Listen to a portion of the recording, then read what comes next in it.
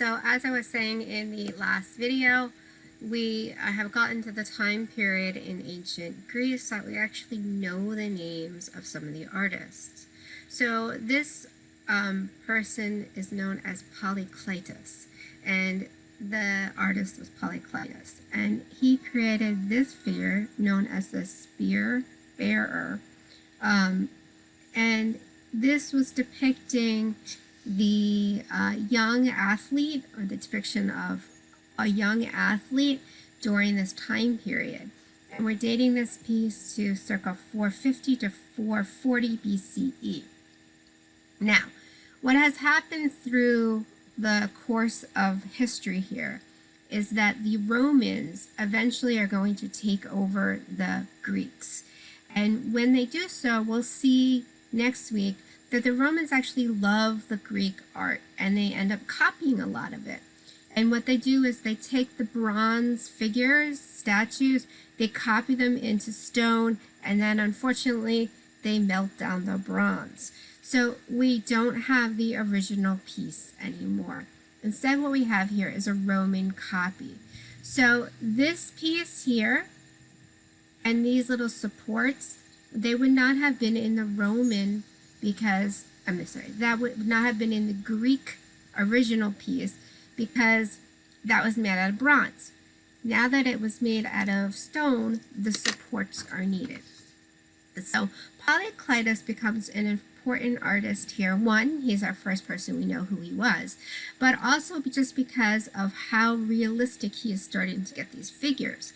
He has this beautiful contrapposto, which again means the hips are going one direction, the shoulders are going the other direction. He has the head turned, so we have this kind of three-quarter view. The face is very serene, the hair is more realistic looking. He would have originally held a spear, but that over time has been lost. It was made probably out of wood. So his arm is out, extended out beyond the body, the knee is bent, and he looks pretty good. However, he is still out of proportion. His body is a little too long, not quite right. He is based on, the ratio is not correct. If you ever take a drawing class, you're taught that the perfect ratio is the head will be the size that we're using, and we'll be able to divide the body into 8 different sections. So we're not at that 8-sectioned body yet. We will be soon. So contrapposto again. I've said it a million times already. This is a term that you should know. So if you think back to the Parthenon, and to the Acropolis, actually, because that's the whole complex. I said that we look at the Parthenon, the Erechtheion, and the Temple of Nike. So this is the Erechtheion, and the one thing I really want to point out to you from the Erechtheion is this. This is called the Porch of the Maidens, and it dates to 430s to 406 BCE. And here we have Athens, the city of Athens, in the background. Let's look at this a little closer. And you'll see that the women here actually become the columns, or the columns become the women, right? We don't know for sure who they represent. There are some theories, but no one knows for sure. But they stand in contrapposto. They have their knee bent, their hips slightly tilted, and they look out over the city and over the Acropolis. And they're really beautifully done. And after we have the Erechtheion with these columns like this, we do see throughout architecture going forward depictions like this, where the columns are actually carved into figures or animals or something like that. Sometimes, not always, but sometimes.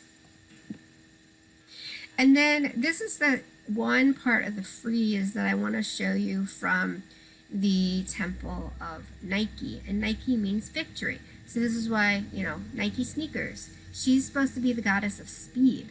So this is why the company took the name Nike.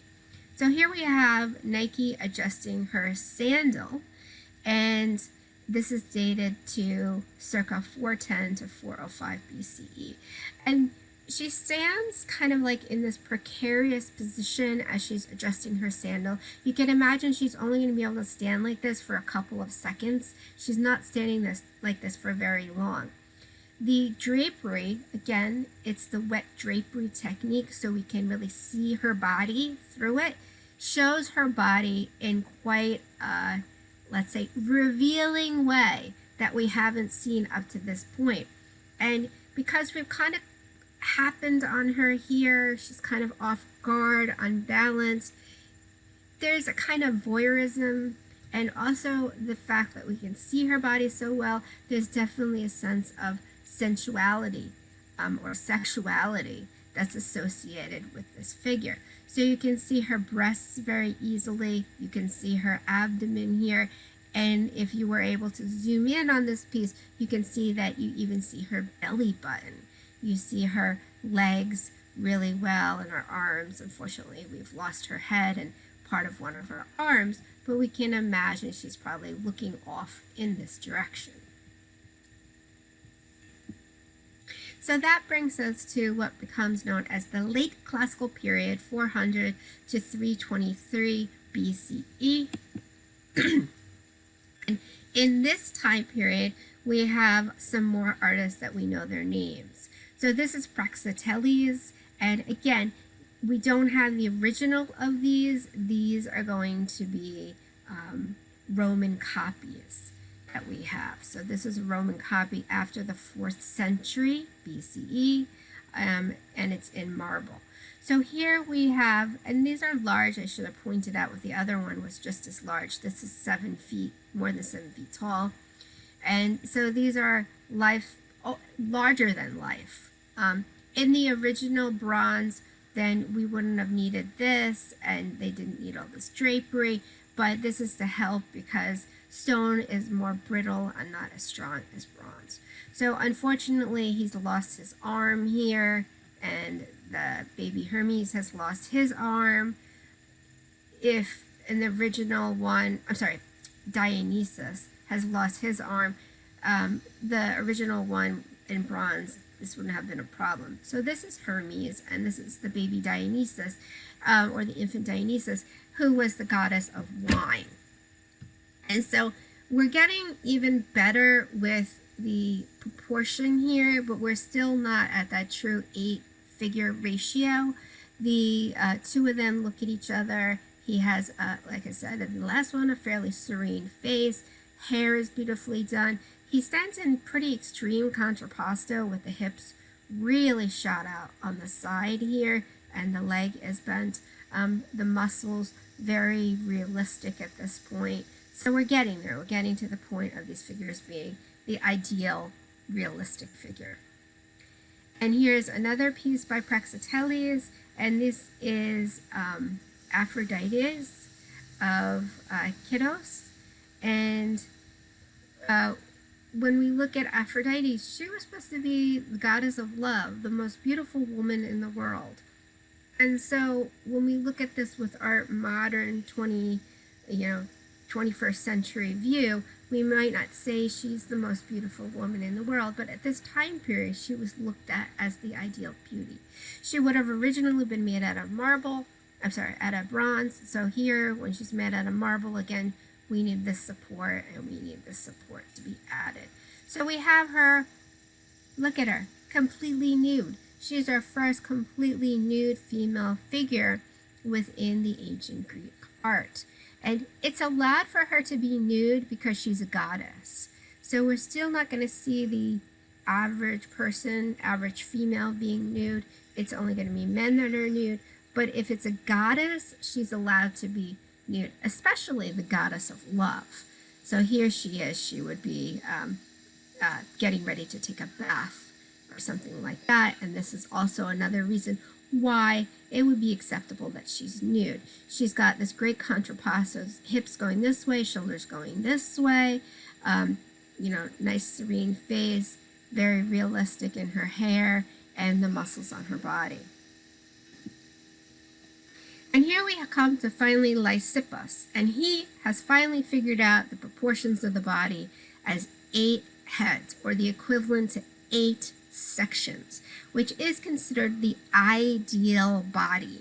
And he has this beautiful figure here, which originally would have been in bronze. This is a Roman copy, and the original bronze was circa 350 to 325 BCE. The Roman copy has been added, this Greek, this grape kind of leaf here that would not have been in the original. And what he's doing here, this figure, is he's scraping olive oil off of his body. So the Greeks actually did not know how to make soap.